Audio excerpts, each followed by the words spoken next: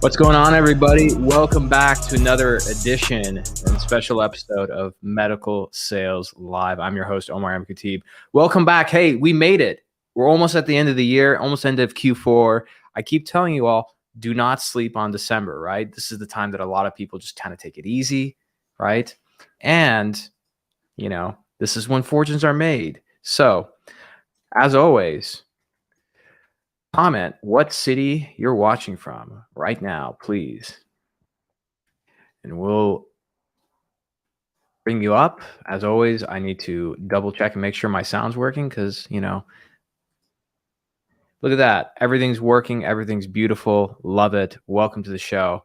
So today we're doing we're doing an Ask Me Anything show, right? So again, comment what city that you're watching from. Okay. All right. Welcome, everybody. So let's get right into it. It might be usually the end of year, around this time, like it's a little bit slower. People are trying to close deals. They're trying to get ready for the holidays with their family and everything. So we're gonna jump right into it. We got some new names. So Joseph Licata from Miami Beach. What's up, Joseph? Joseph, I see that you work with RepPath. One recommendation. Let's start this off hot. You should have your photo, right? Because when somebody meets with you, they're not meeting with RepPath, right? They want to meet with Joseph Licata. So make sure you update that photo. Make sure it's a photo of you, right? Leave the marketing to your company, okay? Although I love that. You're a company man. That's great. Fantastic. We got Jessica joining from Austin, Texas. What's up, Jessica? We got Janet from Sacramento. All right, right? Robert coming in from New York, from Yonkers. What's up? Awesome. Mark Moore coming in from Arizona. Franco Tillo coming out of Boston. Hope you're staying warm up there. Mike Moore says we can't hear it. Mike, there's something for the people who are on Zoom. Can you comment, either Mark or Franco or anybody else watching? Can you guys hear? Can you guys hear me? Okay, Mike, you're something's up with your speakers, I think. So, all right. So we're going to get started. Let's get started with some questions. I think somebody raised their hand in the Zoom. So if you raise your hand in the Zoom, you want to come on and ask a question, go ahead and raise your hand because I only have a few questions today to get through. So if you're on the private Zoom, that's for the members section. Go ahead and raise your hand. I'll bring you on live.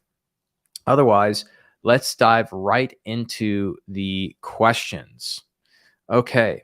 So question number one, if a prospect has and opened an InMail profile, right? I may choose to send a free InMail. What would be the strategy in the InMail just to get the prospect to connect? Should I add a link to my LinkedIn profile? So here's my thing about InMails, right? So on LinkedIn, they're going to give you a certain number of InMails. I think if it's free, you only get 5. If you have the paid version of LinkedIn, which is like $30 a month, I highly recommend getting that, by the way. Just gives you more features and everything. The paid version might give you, I think, 20 or 30 emails. The Sales Navigator, I think, gives you up to 50 or 60. Here's my thing about the InMails, right? It's just like if you get a personal email from somebody. If that's going to be your first impression, your first connection, first shot with them, it's got to be good. And you got to do one of two things. Either you're desperate and you're just trying to get some meetings, which never works, by the way. Or number two, you have a very compelling offer and you've done your homework. And when you send this one message, you know for a fact that there's a high chance that when the prospect opens it and reads it, they don't care about you. They don't care about anything else. That you say in there something so persuasive that they're just like, I'm going to book a meeting. Let me give you a perfect example of this. Okay. Where I received an automated message, right? So it's not only just an email, it's an automated message because my name is Omar M. Khatib. And so when somebody sends me an automated message, it just says, hello, Omar M. Nobody talks like that, right? And let me just double check something. I'm just so paranoid about. Okay. Yeah. So my sound's working perfectly. Okay. So an InMail that would work where there's no context, you're just trying to get a result is, first of all, you have a limited number of InMails. So if you're going to send something, send it to the right decision maker and that you've done some research where you know that either they have this pain point or they have this desire. So here's the InMail that I received. I run my own company. I create a lot of content. I just started a TikTok channel. So there's a young lady who started a TikTok agency where they create content for you. Her automated message was this, right? Actually, I'm going to go to LinkedIn. I'm going to look up this automated message so you guys can read exactly so I can tell you exactly what it said, right? Let's see. Okay, here we go. So I'm going to share, let me share on Zoom real quick. And then I'm going to share on StreamYard. Let me share my thing. So this is I'm going to show, you're going to learn the name of the agency. So if you guys go and give them any business, let them know you heard about this through this program. Okay. So here's a great example of an automated in-mail. Okay. So the moment I saw this, okay, hi Omar M, I was just like, automated message, don't care. But not only did I book time with this company, I've paid them. Like I'm a customer now. Okay. As a founder, you're constantly wearing multiple hats. That's good copywriting because I'm like, yeah, like I'm busy and wearing multiple hats. That's why I started Clutch. Hiring students to create TikTok content saves time and money on content creation. Are you looking for efficient ways to create TikTok content? And again, I reply, hey, that's the first automated message I've replied to. And again, let's quickly, I want to highlight here what she did good. Okay. She started Clutch, hiring students to create TikTok content. Okay. So immediately it's like, here's what we do. So do they post the content, do all these strategies? Yeah. But it's like, here's what we do and how we do it, right? Here's why it's valuable. It's saving you time and money on content creation. So again, me as a solopreneur, my pain point is that I don't have a lot of time. I don't have a lot of money. Well, I mean, I don't know about the lot of money part, but I don't have like hundreds of thousands of dollars that I'm going to put into creative every month yet. I will get there. I will get there. Mark my words, by the way. The creative is the expensive part, by the way. And so she immediately hit with my desire, my pain point, and then ended with a question, right? Are you looking for efficient ways to create TikTok content? And I was like, yes. The one thing I would say to enhance this, to make this better, is that this is kind of like a yes or no question. What you want is a non-yes or no question. So for example, do you have time or not do you have time? What day can we meet with you for a 5-minute intro call in terms of what we do and how we do it, right? So get them to reply back with an answer on a day, not a yes or no. Because if it's a yes or no, most people are going to just default to a no most of the time, right? Luckily for them, like this worked out really well, right? And again, here's the other thing about the in-mails is like, just like this is a prime example, like interested prospect. They did their homework. They're like, this guy has content, has a TikTok channel. Let's reach out to him, right? Now, they did have to follow up multiple times. So again, this was done on October 31st, right? November 1st, November 14th, and it goes back and forth. So there's a lot of follow-up involved, right? And so, so the one thing that I would recommend, right, is the moment that I was like, yes, I am, right? The mistake that Madison made here, and again, Madison did kill it. Like, look, I became a customer. The one thing I would give feedback to her on is all of this is good. What she should, at the moment I say yes, it should have been this. Here's a calendar link, right? And even with me, I interviewed a doctor recently, Dr. Khanna, who became a big investigator for a research study for the last company I was at, Petrero, which just gave them breakthrough designation. When I interviewed him, when I sent my first message to him on LinkedIn, I hit with exactly what he was interested in. I hit the pain point, and immediately, and he says it on the interview, I had a Zoom link ready to go, right? So that's the thing, because when a buyer wants to talk to you, it's like, I need it now. That's why on the weekends, that's how you should think about content, which is if a buyer is looking at our content or looking at our company, we need to make it extremely easy for them to not only get the information, but move to the next step. None of this, oh, what's a good day, everything, calendar, right? So that's what I recommend. Okay. Let me stop sharing there. All right. Great question. Off to a great start. Okay. So next question. Okay. Let's jump on. Okay. And I see some new students. What's up, guys? Hey, Todek, how's it going? Andrew, glad you can join us. Andrew, if you have a question, just go ahead. Since you're new, go ahead and just raise your hand and you can ask any question you want. Okay.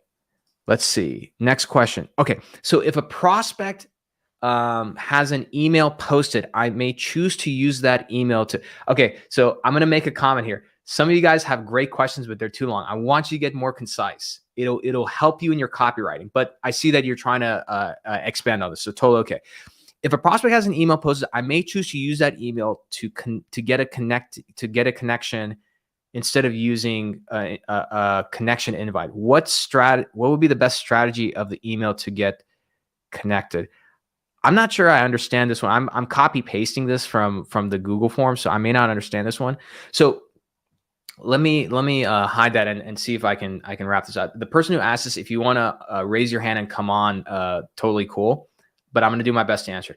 If you get access to their email, okay, and your question is, how can I use the email to connect instead of, like, let's say, a connection request, right? It goes back to the same thing with the email. You're showing up cold. There's too much context that needs to be added as to, like, who the hell are you, why they should, reply to you. And again, there needs to be a reason to open the email. That's why using LinkedIn, where somebody can at least be familiar with their face, they'll open an email. So for me, I've tested this myself. Many times I've gotten an email from somebody, or for example, I'll do an event, right? And I get an email list. I'll do an e-blast. My open rate is high, right? So like when I say a high open rate, I'm talking over 20%. Why is that?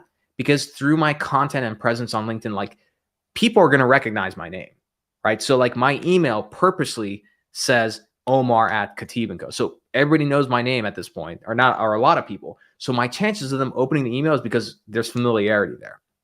Now, if your goal, it depends on your goal. If your goal is, I need to move this prospect to the next stage, which is taking a meeting with me, enhance the chances that's going to happen based on the channels. So if you get a personal email, send them email that way, right? Create your message, no more than five sentences, right? Send it that way. So that's personal email. That's number one. Work email, that's a second channel. So now you've doubled your chances. And then LinkedIn, that's another message. And again, just copy paste these messages, right? Should be the same. And now you've tripled the chances that you're going to move them to the next step. And in my opinion, what people have not studied is the sum of these actions. So technically you're using 3 channels. Did you increase, let me turn that off. Did you increase your chances by 3 times? I think you've increased it by 10 or 20 or 30 times. Because think about it like this. How many competitors are emailing your prospect to their personal email? Very few to none. How many of them are messaging them directly on LinkedIn? Very few to none, right? And then when you figure out, like, hey, they have a Twitter handle, right? A lot of these guys and gals, they have Twitter handles, these prospects, and on Twitter, I'll give you a great example. The CEO and president of Penn Medicine, the entire Penn medical system, right? I was able to directly message him. Why? I messaged him on LinkedIn. He has 40 or 50,000 followers. Kevin Mahoney. Couldn't get a hold of him there. He has a Twitter handle where he tweets from, and literally like 4 or 5 people would engage with this tweet. And he had a message inbox on there. I sent him a message. I get a reply back within like 10 minutes. Got him on my show, right? So think of it like that, which is, you have a message. How many different channels can you distribute it through? And the other thing, think about it like this, is that think about your own behavior. You don't check all your channels for messages all in one day. That's the beauty about this, which is, let's say you send that message to a work email. You're competing, let's say, that day with, nurses, other people. There's all these things. And so, okay, you lost there. But maybe that prospect goes home, and 2 or 3 days later, they're like hanging out at home on a Saturday, and they're like, oh, let me check my LinkedIn messages. Boom, right? And it's happened to me where I send messages to prospects, and let's say they're on vacation, something's going on, I just can't get a hold of them. A month or 2 later, it's like an early Christmas present. Boom, I get a meeting booked, and I'm like, wait, who booked that meeting? I'm like, oh, it's that surgeon I messaged like a month ago. And they'll get on and say like, yeah, I was really busy. I was on vacation and I just saw this message and you had sent it back to me a month ago, right? So that's how you should think about email. All right, great question. Oh, we get a question from Diana. All right, great question, Diana. So let me create a banner for that. Okay, so the next question from so we got a question from Diana. Thanks, Diana. Diana's, I think you're in Kansas, right? Yeah, Kansas. So what do you use for your calendar with a physician, for example? Great question. So for my calendar, if I was an individual rep, right, and my company is an old school, like none of these companies are like up to date in my opinion, I would use one of two things. The first one is Calendly. CALNDLY.com, Calendly. You can set up a calendar like that. I would attach it to your personal email and then connect your personal email to your Google Calendar, right? Use that. It's super helpful. And then even Calendly has an app where you can just use your links. This is also very useful because I talked about this yesterday. Look, if you're a rep, whether you are an associate or let's say you're a rep that's been in the industry for many, many years, at some point, somebody's going to message you on LinkedIn as you increase, like the people in my program get solicited all the time. You get solicited by analysts, by people that work for market research who are like, oh, I want to learn about the macro trends in the medical device industry or this and that. They're doing work. So don't get on and give advice for free. Get paid for that. And so a lot of times it's like, hey, happy to jump on. Send them this Calendly link and you can connect it to Stripe or PayPal. Set your rate. I say, start $100, $200 an hour. You'd be surprised how many people will just swipe the credit card because it's either they go spend the next 6-7 hours digging this information, they're not going to find anything, or they pay and they get their time back, right? The other option, Diana, is HubSpot. So HubSpot, a lot of salespeople get afraid because they're like, oh, that's a CRM and everything. HubSpot is a marketing automation tool. It is a CRM, but here's what I like, and this is a module or phase of my program I want to talk about next year or create next year. And that is the salesperson creating their own CRM and book of business. So you can create a free profile on HubSpot, okay? Connect your Gmail to it, use their calendar link or their calendar application for free, but also you get their email tools for free, meaning that you can send somebody an email and see if they opened it, right? And as you're collecting these emails and all this information, this is going into your HubSpot account, which is attached to you. And guess what? You spend a year, let's say, working in the orthopedic market, right? You get all these emails, all these contacts and everything. You start a new job, guess what? You don't even have to start from scratch. This book of business is all in this HubSpot account. And just so you know, you can use HubSpot for free, I think for up to like 1,000 contacts or something. Because HubSpot is for marketers, right? Their goal is like, let's give this to free for a salesperson. Let the salesperson use this. Let them like love it and then go tell marketing to upgrade. It's going to take you a while to get to that point. And even when you upgrade, let's say, in my opinion, as a salesperson, like you shouldn't be afraid to do this. HubSpot paid like the starter package. It's like $50 a month. You don't have to do that, by the way. Like you got to be doing a lot of different things. But again, think about the leverage you get as a salesperson. If like you look at your HubSpot account after 2 years and you're like, I have all these contacts, I have all this business, I have all this data. I'm going to start my own company. And I could just do an email blast or something, right? So kind of a long answer, but like that's what I would start with. I think Calendly is going to be the easiest thing. But again, think about access. You need to make the barrier for access so low. So perfect example. If you send a doctor a message, right, or any prospect, include a calendar link, include your email, and include your cell phone. Because some people may not want to book a time. Maybe they just want to email you first. It's right there. They click it, opens their email browser. If they want to just call, I've done this before with like CEOs of a hospital or really big surgeons. I'm like, hey, here's my calendar link. You can book time. Most people like a calendar link. But then I say, or if you're available right the moment you read this message, I work all the time. Just click the number and call me. And I've had people call me. And usually I just keep in mind like what city they're in. So, the call might be coming from San Francisco or something. And let's just say that I don't answer or I'm busy or something. I have their personal cell phone at that point, right? There you go. Great question. Great question. Okay, let's keep on going. Next question. What are your? No, we already covered the in-mail question.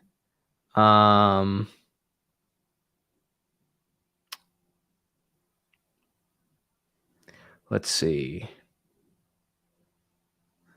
Oh no, I think this is a different in-mail question. What are your thoughts on using in-mails if I'm reaching out to open profile users with in-mail? What should be the goal behind the outreach? I mean, look, the goal of any outreach is what? It should always be to establish trust and value, right? You want somebody to trust you. You want them to consider you a person of interest that's worth taking a meeting for. Like the one thing that I always tell people is, I don't care whether you're selling software, medical devices, like little tchotchke items. Before you're able to persuade, you have to get attention. You get attention through, your profile, your photo, your headline, the value you provide, right? Once you get attention, right, then you can channel that attention for them to pay with their time. Person of interest, high value. I'm going to learn something from them. I will pay with my time. They book time on your calendar. Once somebody has paid with their time, there's a much better chance that they're going to pay with more time and then with other people's time, because the value that you're providing, okay, and the level at which you're solving a problem for them is worth that investment. And at some point, you spend enough time, you spend enough hours, right? Digitally, physically, virtually, right? And then they're going to move forward in the pipeline. Right. This is the whole purpose of digital, that's why I say that digital scales, right? Digital scales, in person is stale. Because look, I love in-person selling. I'm a huge fan of it. I built my career on in-person selling because of conferences, right? There's body language, energy, the way there's so much. I love in-person selling, but it can't scale, right? And so like if I'm working a deal, right? Like, let's say there's a hospital down the street. Like, let's just say I live next to the hospital. I just walk out my door. It's right there. There's only so many times I can go over to the hospital to stay front of mind with them, to move a deal forward. With digital, whether, through email, through my LinkedIn, etc., all the decision makers that I have involved in the process, I can stay in front of them. And when I say stay in front of them, that doesn't mean like I'm pestering them. Just by them like having a reason to go to my profile for content. Let's say they like my content, or just the fact that I keep popping up on their feed every time they get into LinkedIn, I'm staying in front of mine, because in the mind, that's where the battle is happening.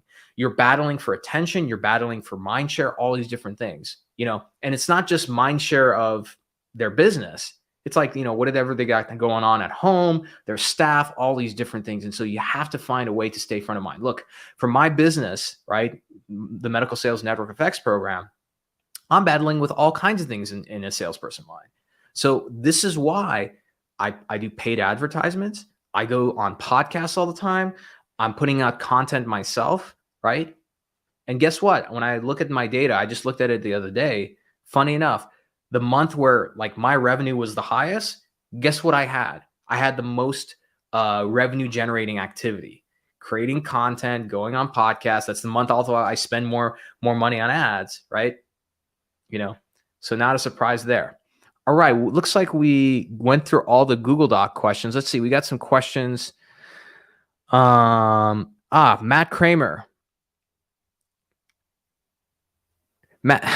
Okay, I'm gonna give you Matt Kramer a hard time because Matt, you've been to the show before. Why would you DM me or text me directly? I'm not gonna read that right now live. Come on, man. This is like not an after school special. But here we go. Matt did send. Okay, so Matt's question: if you're doing two different emails, should you CC or BCC one of them so as not to blow up every inbox? No. I mean, their inbox is going to be blown up already. Like, so yeah, I mean, you could technically do that, but I just feel like that's complicating it. Just send the emails, or if you want, space it out, but me personally, cycles of action, cycles of transferring. So the moment you get information, how quickly do you apply it? So my thing is like, you're ready to reach out to a prospect. The moment I do it, I'm like, LinkedIn, personal email, work email, whatever else after that, all in one go, done. I move on to the next one, right? Cycles of action, right? That's what determines this. The next user, I can't see your profile. So unfortunately, your profile is blocked. So you need to unblock it so it's public. But somebody asked me the question, what am I reading? Man, one of my favorite questions. So yeah, so let me show you what I am reading. And I'm going to let me grab a few of the books that are on the floor. Oh, I'm gonna grab all kinds of books. Okay, here we go. All right, so this is just what was in plain sight. So the way I recommend reading, think about it like this: when you sit down to watch something on TV, right? Do you just sit down and watch the same thing every single night, right, or every weekend? Sometimes yes, you binge watch, but a lot of times you want to shift around. It depends on your energy that day. Depends on what you're in the mood for. So like I have some books here in my study. I have books in the kitchen area. So here's what's in my study. So one is this classic first edition copy. I'm gonna do a podcast on this. It's called The Making of a Surgeon by William Nolan, right? And so I'm gonna do a post about this. Here's how you translate this as a medical salesperson. You elevate yourself in the mind of a surgeon when you share stuff like this. Because a lot of surgeons don't even know about this book, right? So again, like, how do you create content? Like, look, just taking a picture of this and posting on your LinkedIn, that's going to make you way more relatable and a lot more memorable to the surgeons that you're connected with, right? So I'm going to do like a podcast on this. If you're a sales rep, like, go buy this book, make some posts on it. Just picture the book and look, like, here's the chapters. The chapters are fascinating. The chapters are, let's see.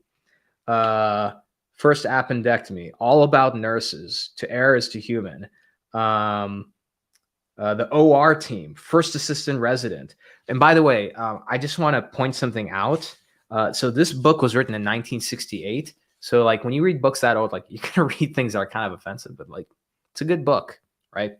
So that's one. On the sales side, there's a gentleman who's read over 30,000 books. Like this is like I forgot his name. One of his books is over there. And he was asked, what are the top 3 books you ever read? One of the 3 was a sales book. It's a really good one. Unlimited Selling Power, How to Master Hypnotic Selling Skills. These sales books from the 80s are so damn good. So this one actually talks about neuro-linguistic programming. So like just the tonation of your voice, right? How do you structure like things that are hypnotic? So again, a perfect example of hypnosis is many of you who joined my medical sales program. Let me give you a little background on something. All of you, I asked what question? I asked you, what pain made you book the time here, right? And I've changed my sales process, a little bit in the last month or two. So the people who have joined in the last month, you didn't get like the really intense version of this. I used to do a much deeper dive where my calls were like an hour. When I asked about what pain are you dealing with, and I started digging into that, people self-induce into an hypnosis, especially if they're in a bad spot, because they start talking about something that's only lived in their head. And the moment that happens, it's amazing. I have videos on this. They glaze over and they start like really talking about the pain they're in today, how that's going to be a bigger problem in the future. And some of these sales calls, like I've had people cry because this is the first time they're talking about these things. So really damn good book. Can you do that with a surgeon? You better believe you can. Absolutely. If you know what you're doing. Next book, Impossible to Ignore. This is great for marketers, especially if you're in a startup environment as a salesperson. This lady, Carmen Simon, she's a PhD. This book is essentially about how to design very persuasive pitch decks and presentations. So this book, I'm gonna have her. I want to invite her as a speaker to a grand rounds, a network grand rounds, because she charges, I think, something like $30,000 or $40,000 to work on your pitch deck, which in my opinion is actually not bad considering how good she is. So there's that one. Warrior Sales Monk. Todd Zog is a medical device, former medical device salesperson. He worked at US Surgical. He runs a great sales organization. Tony Recupero over at SI Bone recommended this. And so this is such a great book. It's a very philosophical book. So essentially, it talks about like the warrior sales life, right? And so you go through like all these, what he calls illuminations. So for example, embracing your dysfunction, uh, you are the product. So it depends on like what you're going through. You can pick this up and read it. Really love that. And then I'm going to go, there's two more. The Lost Art of Closing, really good book. You know, I'm not great. I don't love closing because there's just so much content on it. That's what every seller wants to focus on, is closing. Very few people focus on pipeline development, which is what I'm focused on. That's a really good book. And then the last one, I always review this book. My good friend, mentor from afar, Bruce Cleveland, who's a venture partner over at Wildcat, or used to be, Traversing the Traction Gap. So this book, you know, if you're a CEO, you have to read this book, because essentially most startups fail, not because they don't have a great product, it's just they run out of money. So this book is about $250,000 worth of research. And I know this because I've talked to them on all these companies, the frameworks, like inflection points. You know, there's a lot, it's just a great book. It's so good. Even if you're not a CEO, you should buy this book and read it. So those are the books that I'm reading. It's a great question. Can you guys tell that's one of my favorite questions to get asked? All right. Looks like we got some questions in the Q&A. All right. Q&A time. Man, for like December live stream, I'm surprised that we got this many questions. So some of these questions are a little bit long. Let me shorten one of them.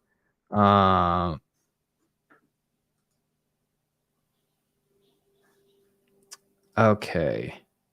So let me, we got that one. We got Franco.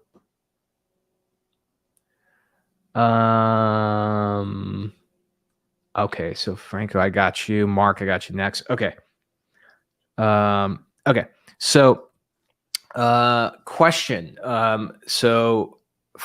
Franco's prepping for his first education LinkedIn post highlighting a recent partnership with one of the larger GI societies. Okay.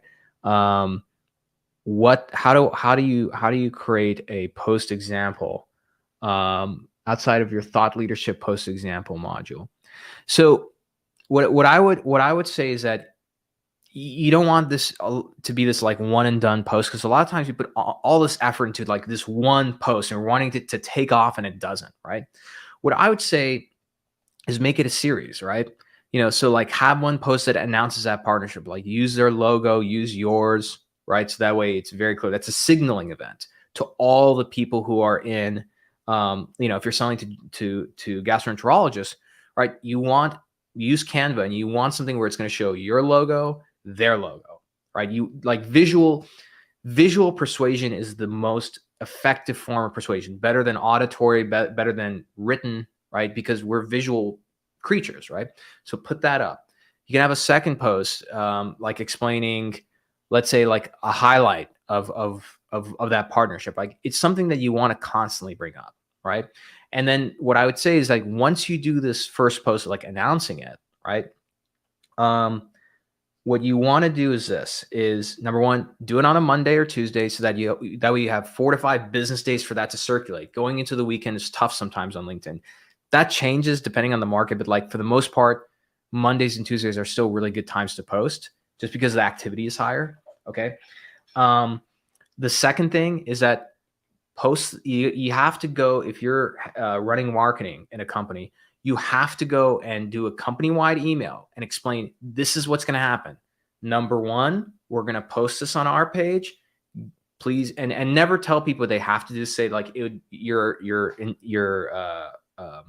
help would be appreciated.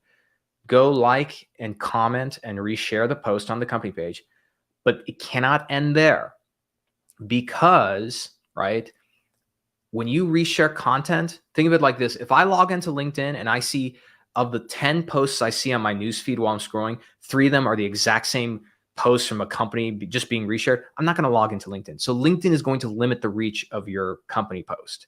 The second thing is you take that image file, put it in the email, put some approved copy or language with the hashtags to make it super easy. Send this to the sales team, send this to everybody in the company, and say, hey, tomorrow or at any time this week, copy paste this copy with the hashtags, take this photo and attach it in the post and hit post. Very important. And what I would recommend, because you're dealing with psychology here and you want to train people. I hate to say this, but like one of the best books here, I got a great book for you guys.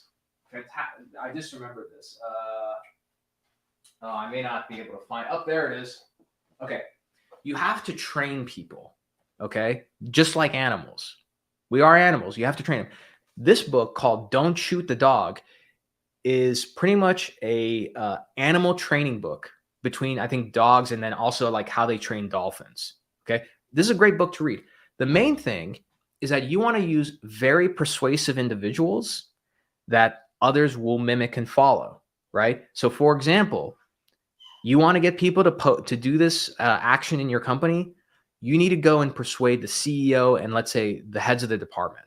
And what I would do is start with the main domino, the CEO, get him or her to agree to this, get them to do it and say, hey, can you please go and encourage the other VPs to do this?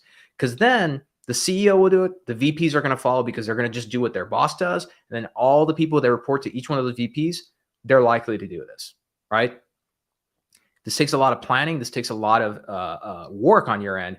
But I'll tell you what, it is worth the results, because then like the whole company's like excited about something. You know, this society that you just partner with is going to be blown away. You know why? Because no company ever executes this correctly. They just do this like really like pathetic, like they'll pay for Cision or PR Newswire to do like some random press release. Nothing wrong with that, perfectly fine. But then they take that press release, they post it on LinkedIn, and they don't even tag them. And it's like, oh, why doesn't anybody know about this? Leverage the heck out of it. So if you just, frankly, if you follow what I just told you to do, this from one post, you can create a vibration through, digitally that's going to last not just 1 or 2 days. It could last for weeks because everyone's posting individually. You have the company posted. I guarantee you that somebody from that society, they might reshare it. They may or may not do that, but they'll engage with it, right? So do it this way and you can do a lot of damage. I did this at Petrero when we had like 40 people. I mean, that's how Petrero really blew up, because my CEO, Joe Urban, was like, adopted this strategy, followed it, right? And, persuading a CEO is tough, but you have to emphasize like, hey, the one thing I would say is lead with fear. So just say, look, we got this one time, like to really take advantage of this kind of a news. Let's not let it go to waste. Right. So that's what I would start with. So great question, Franco. Okay. What is more, I already like this question. What is more powerful content? Me writing an article and signing it, or helping my CEO write an article and share his article? That's really, that's tough. And this is a great question. I think Mark asked this question. I like that question. The reason why that's tough to say is because there is this issue of like, it's not the message, it's the messenger. So for example, if I go on Twitter and I post, I tweet a really nice quote, I get a few retweets and everything. Elon Musk does it, and he'll get thousands of retweets. Like, so a lot of times it's the messenger, not the message. When it comes to CEOs have this thing called CEO magic, right? Every startup has it. Every founder gets it, which is when the sales team's having a difficult time booking meetings, for some reason, the CEO is able to get meetings and move deals forward. It's because they're the CEO. So just by the fact that they're the CEO, like, you can take your message, send it to some doctors. The CEO can take the exact same message and send it to doctors. There's a higher chance that maybe the CEO will get the meeting because it's the CEO, right? So what I would say is, if it comes to thought leadership, right? 100%, I would do it through the CEO's page, right? So this comes into the world of category design, right? So if you're designing a new category, right, you want the CEO to be like the tip of the spear for this kind of thing, right? Because everybody's following him, including board members, et cetera, him or her, right? But then I would take that same content, because again, this is the point of a network effect, right? Is that your CEO's network only spans so much and there's so much overlap. But combining your network with your CEO's network is just even more powerful, because the whole idea is that we want to distribute messages and you want them to essentially, have some kind of virality, right? So you can publish that article from your CEO's page 1 week, wait a month, and then publish the exact same thing from your page. And if you want, you can even say, like, written by my CEO or something. You don't have to say that. Publish the same thing. Maybe what I would recommend is, like, the CEO has one take. If you're like a CIO or VP of engineering or something, take the exact same article, just maybe change 10% of it. Have your take as a CIO or technologist, right? So that way you're looking at the same thing, but just from a different angle, just slightly different, right? But again, to answer the question simply, I would if it's an article that the purpose of it is seeding and engineering a market, definitely do it through the CEO. And do not write this article. Do not do this this month, because you're competing with the holidays, you're competing with end of quarter, you're competing with companies trying to, like, sell stuff. There's a lot to compete with right now, right? Even me, there's some really valuable articles and content I want to post. I'm not doing it, right? I might do it, right? Like, so in terms of, like, posts and stuff, you can post something now and then post it again in the new year. But if you're going to write an article, which you can only write one time and do it, like, choose the right time. And the right time to do it is, like, beginning of the new year. Don't do it at the end of the month, or end of this month, that is. Great questions, guys and gals. Love it. All right. Looks like we have all the questions answered, I believe. If you have any more questions, you can either, if you're in my private group, you can raise your hand or just submit a question live. And then luckily for the people who haven't joined my program yet, on, like, LinkedIn and YouTube and everything, you know how it is. If you're a friendly face, or if you ask a really good question, like, I'll actually answer it. So it looks like we got everything answered. Perfect. So last thing I want to say, Mark Moore, we got you. Let me bring you on. All right. Hey, Mark, what's your question? I think you got to unmute yourself. Yeah, can you hear me now? Yes, I can hear you now. How's it going? Good. So my question is, I struggle with this social media aspect of talking about yourself or your accomplishments and so forth. From a lot of the sales training that I've heard from, the client doesn't care about your product or your features. They just want to know what pain you can solve for them. So how do you reconcile that with actually trying to build a brand or talking about certain aspects outside of specifically the pain point you can fix for them? Does that make sense? Yeah. So your thing is, like, one is that the struggle is, I struggle with talking about myself outside of what I do, right? Like, how's that relevant as everything? And how do you reconcile that with focusing on a pain and problem you solve for the client? And, like, how do you marry those two together? Is that correct? Right. It's just with the social media aspect is talking about, things you've done, your interests, hobbies, things like that. And it seems like most people don't care much about that. They just want to know what problem can you solve, and are you a reputable person you work with. Yes. And you know what? I'm bringing back an old friend. A lot of people who started this program many, like, at the beginning, remember this. So you brought up, I'm going to bring out the whiteboard for this. I originally got the iPad to do things digitally because it looks better. But there's something about me being able to just do the whiteboard that makes it a lot easier. So let me answer it this way. Okay.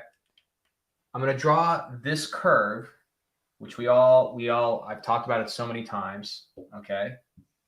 So this is our usual technology adoption curve, right? Can you still hear me pretty well, Mark? Yes. Okay, perfect. And let me see if I can adjust. Okay. So there's our technology adoption curve.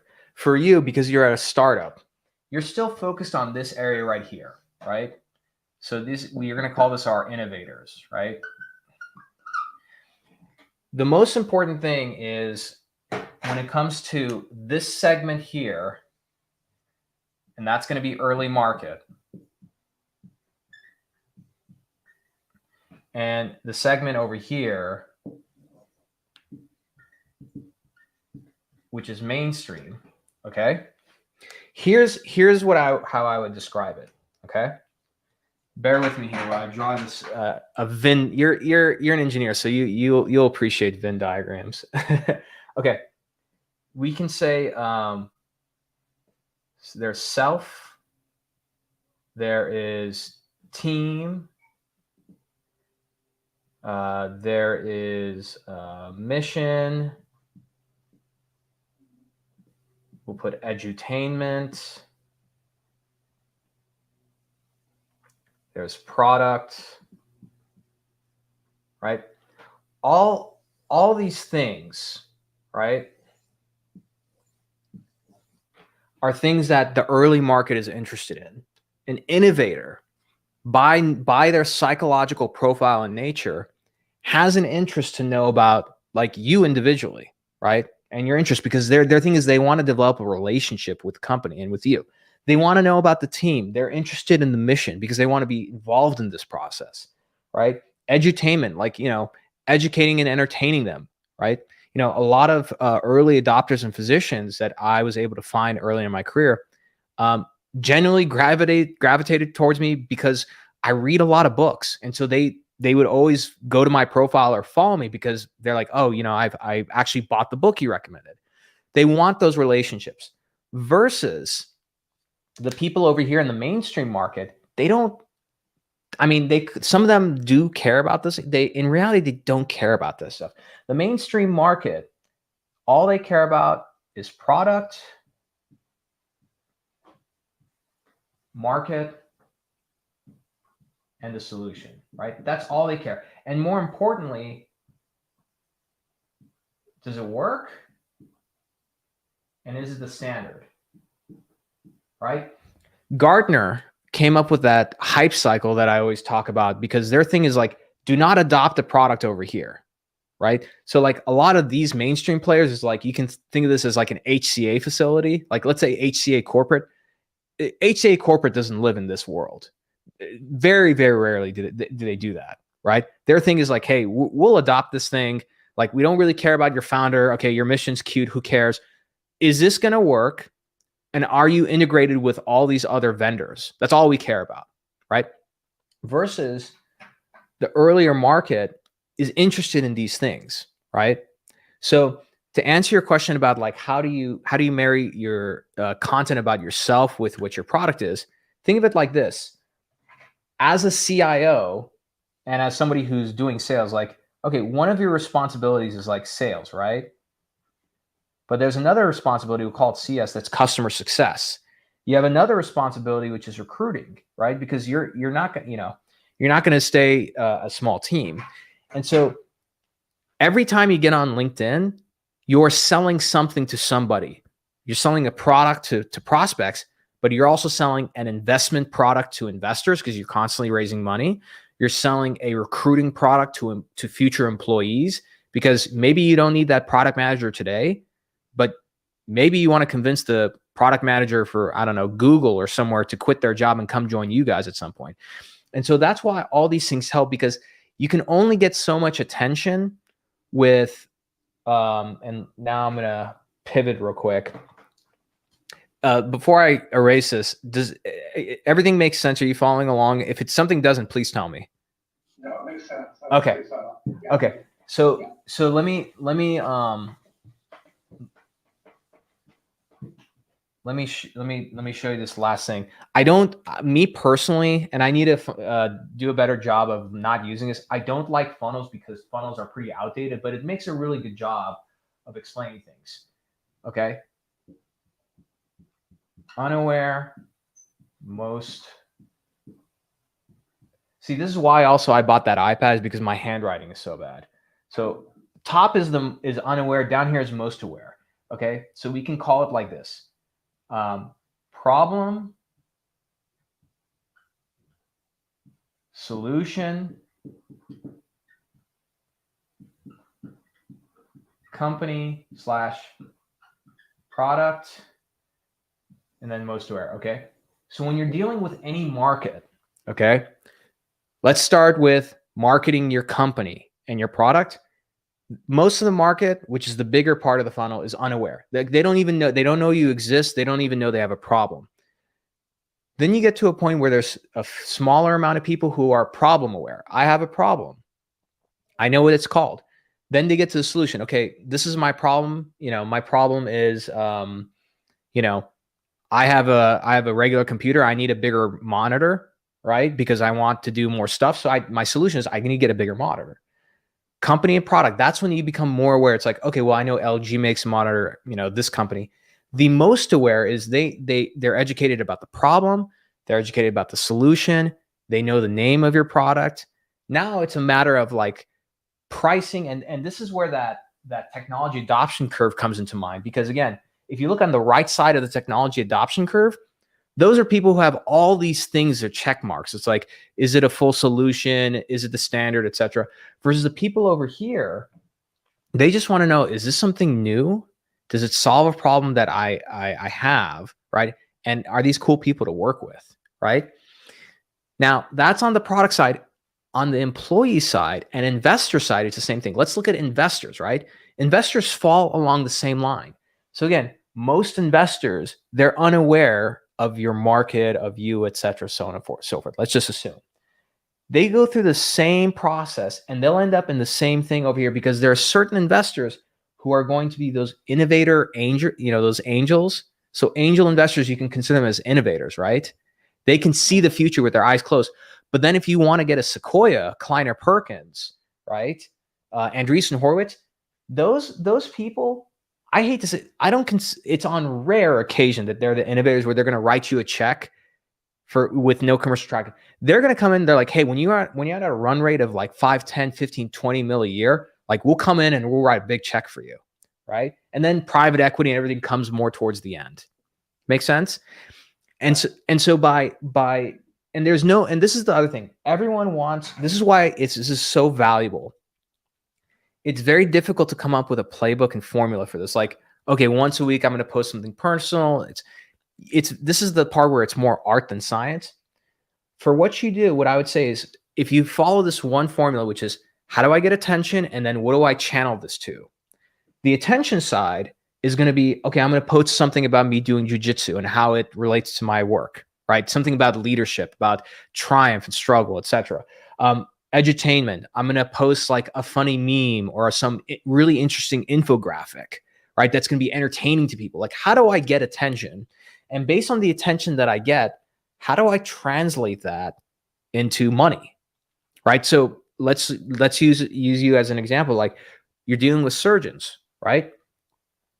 A surgeon doesn't need to see that you're an authority in like the problem that you're solving all the time.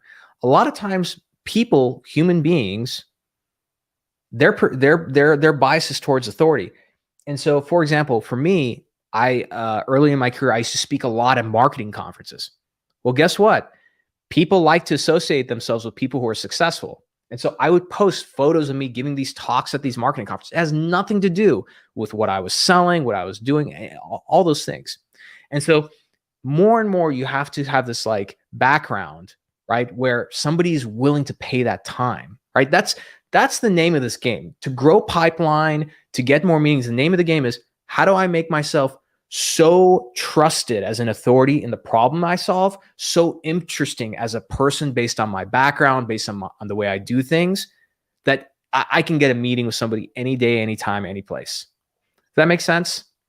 Yeah, it's good explanation. That makes perfect sense. Yeah, and what I would say the most interesting thing that I saw when I did this sort of strategy at Potrero, and again, for context, when I was at Potrero, I started there when we were a Series A company, and I left when we were right at the end of like a Series C. So I started with them when we had raised just $15 million. And when I left, they had done like a total of 50 or 60 mil. What was interesting is that because we followed this process, meaning that like 60% of the time we're posting about not the product, but we're talking about like the growth of the company. Hey, we just hired somebody. Hey, here's our team at this conference. We met with this thought leader. Here's what we learned. And then from that attention, we talked about the problem we solved, right? We had the attention of the market from the investor side, recruiting side, and customer side. So that when we posted very competitive positions, like let's say junior data scientist, or it wasn't a junior data scientist, it was like some data scientist. And we're in Silicon Valley. I'll never forget the CTO came up to me. He's like, bro, we got 900 applications for that job. And I was like, oh, is it a lot of random app? He's like, no. He's like, half of them, like I just scanned through them, like they're really good people. Like it's gonna. So we didn't pay for recruiting much even. Like actually, you want that problem because then you can, in my opinion, sorry, Mike, I don't want to speak on your behalf. You want that problem because then you're gonna have so many qualified applicants apply, and then you have a recruiter like Mike Moore, right? Where you say, Mike, like we have the applicants, we're just overwhelmed. Help us set up a system to figure out how do we screen these people and how do we get the right person, right? Versus a lot of time when a recruiter comes in, and again, I don't know Mike's business model or, and I'm speaking in general. A lot of times the recruiter's being paid not just to, run candidates through the process to find the right one, but the recruiter has to go like market the job, do all these things, which is fine. That's part of the process. What you want is to get so much inbound that you hand it over to the recruiter and be like, hey, here's all these applications. We have all this interest. Now the recruiter can do what they do best, which is architecting a process to find the best person. Recruiters can go find good people for you, yes. But like what's even better is that you have the inbound interest, and now you have a recruiter. You're like, hey, you own this process. How do we figure out who's the best person?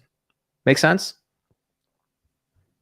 Yeah, it's a good explanation. I didn't think about all the other aspects of it. So that's good. Yeah, I'm so happy you asked this question because this is something, even me as a founder, like I forget about this sometimes. We're so focused on the main thing, which is growing revenue and acquiring customers. We forget about these other aspects, and then you end up spending so much more money to play catch up later.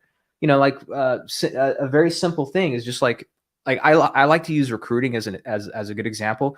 But look, in raising money, right? What I often see is company raises a Series A, and now they just kind of forget that they have to raise money again. And so the thing, again, another thing we did at Potrero, because the goal is getting the attention, channeling it into something. When we're raising money, right? So like when my CEO goes to JP Morgan Healthcare and everything, I want everybody to be like, I know who that guy is. That's Joe Urban, right? I've seen him, right? It's because he's that investment product. Think about it like this. All these investors, all these VCs, they're on LinkedIn, right? And I need to do a study on this because I've talked to many of them. I asked them, I said, look, if you're doing your due diligence process and you can learn about a company through LinkedIn, minus, let's say, seeing their, let's say, deal flow or their revenue, what would you want to see? And all of them said some version of, I really want to see like traction with the market and customer success, right? And so with Potrero, like, Joe, I love you, but I think everybody knows this by now. But go look at Joe Urban's. Actually, look. Let's. I'm gonna share my screen, and I'm gonna go to Joe Urban's profile to highlight this. The majority of content you see coming out of Potrero, out of Joe Urban, is not only helping create traction with the market for adoption, it's creating traction with investors as an investment product. So I'm gonna go to his profile. And again, I worked with Joe very closely. So before I even had a program, these strategies were battle tested at Potrero. Let me know when you can see my screen. And then for those on LinkedIn and YouTube, I'm going to share my screen in a moment. Mark, just let me know when you can see the screen, by the way. Yes, I can see that. Okay. So, all right. So look, I'm going to go through the post, and I'm going to call out whether it's the target is investors, customers, or employees. Jeffries. Okay. Investor vehicle right here. All right. Let's go down. This is one of my favorite ones. This was posted a while back. All this is them wheeling the product in. This is a market traction. So this is double for potential customers. So prospects see like, oh, they're like other hospitals are adopting this product, and investors, they see this and they just see money. They're getting traction with the market. Let's scroll down. A research paper, customers, right? Another research paper, customer. Here's another, like literally this, there's nothing special about these photos. These are iPhone photos of the technology on the ground, right? So, and on the software side, right? So like for SaaS companies, they say like, we don't have hardware. How do we replicate this? Replicate when you're doing a site visit with a customer. If you don't go on site, I used to ask customers this all the time, or prospects. I'd say, hey, do you mind, we'd like to document the story here all the time and highlight people. We really are excited about you as a customer. Do you mind if I take a screenshot of our Zoom? And people, I've told people like, do you mind coming on camera for 1 second? I'm going to take a screenshot. Our market, I always blame marketing, even though I was like the head of marketing, So like, that's how you document this stuff, right? So if you scroll down, right, again, employees, right? And something that, again, like a lot of this content, like volume is more important than quality sometimes. Like quality is important, but like you don't have to have like a super nice video, right? Because these things are going to last only for a week or so, right? You just want to show like over and over again, right? And look, like for example, Joe did this great, like, let me show you a great idea maybe for your CEO. Joe did this article series, okay, where he would send these messages, these emails to the sales team to kind of like teach them a lesson about something, to motivate them and everything. And he had the great idea to publish these on LinkedIn as articles, right?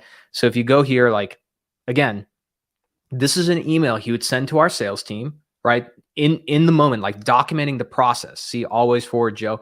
But then he would make a little really lousy stick figure photo, and then publish this with the photo and say like, whoever has the best comment gets this mailed to them, right? And so that, that got people in the medical community engaged a lot. It got investors engaged. Like, look here, I just got to pull it off and show you, like, I won one of those, and I have it like framed right here. And look, like, just, I know that I work for them, but like, who's watching my feed right now, whether it's a potential employee, an investor, a doctor, like there's all kinds of people who watch my video. Here I am, I'm talking about them, right? So that's how you reconcile those things. And one thing that I would say, Mark, let me stop sharing and come back, is we always have this hesitancy of posting things personally, right? Because it's kind of like, it's this feeling of shame. Like shame is the great project killer. It's what we've used to keep people in line. It's what we've used to make sure that people don't do what they're not supposed to do, right? And so you have to take that shame and put it aside and say, hey, like for example, I posted a photo of I think me and my family a couple weeks ago for Christmas, and I was like, are some people going to be like, oh, this is unprofessional? Like somebody's going to say something. But I said, you know what? There's a lot of people who I generally like. I like a lot. I even love them on LinkedIn. And I was like, I want to share this, right? And so think about that. Like, you're a very accomplished guy. Like, you're a black belt in jiu-jitsu. Me personally, as a white belt, I'm dying for somebody like you to post some lessons from jiu-jitsu on LinkedIn that relate to like professional life and leadership. So that's where I would start. Like for yourself and personal brand, think about one person you're writing or creating the content for, and just do it. And then the rest will take care of itself. Okay. No, I got you. Good stuff. Perfect. Hey, Mark, thank you so much. Great questions. All right. Take them off. Awesome. Thank you very much, Mark. Okay, let's see. Do we have any other questions? I think we covered everything. Man, we got a lot of people on here today. You guys just taking it easy for the holidays or what? Well, that's okay. I'm glad you guys joined in for the show. Okay, so we are at the hour. It looks like we have, let me see. Do we have any other questions? Okay, looks like we got all our questions answered. So before you all go, I'm like a broken record, okay? But you'll thank me for this later. Remember, do not sleep on this month. Not just only professionally, but personally. Look, the new year is going to be here faster than you know it. That was me this morning, right? Might sleep in a little bit. It's like cold outside. You want to get cozy. You want to eat some food. All that is fine. Hey, take some time with the family, right? But at this point, make sure you optimize that time. So if you have some downtime, my friends, you need to be doing one of two things. If you're not doing one of these two things, you should absolutely feel guilty about it. Like, and I'm gonna just, I rarely say this, you should beat yourself up about this. Either A, you are spending quality time, phone put away, with your family, with your loved ones. The other day, my parents came in through the door. I wasn't, being that productive, and I said, screw it. I'm not doing work the rest of the day. And I went and spent quality time with my parents and my son and my wife. Best thing ever. I don't feel bad about that. Either you're doing that, or you are focused on ending the quarter and prepping for January. What I mean by ending the quarter, you're going through your calendar of your entire year. You need to set time to do this, and we're going to do this as a session with the people in my program. We're going to review the year. What meetings did you have? What went well? What didn't go well? What deals did you put on your pipeline that you were wrong about? Really easy to go back and pat yourself on the back about what made a deal go through. I want you to go back and look at the deals you lost. What were you wrong about?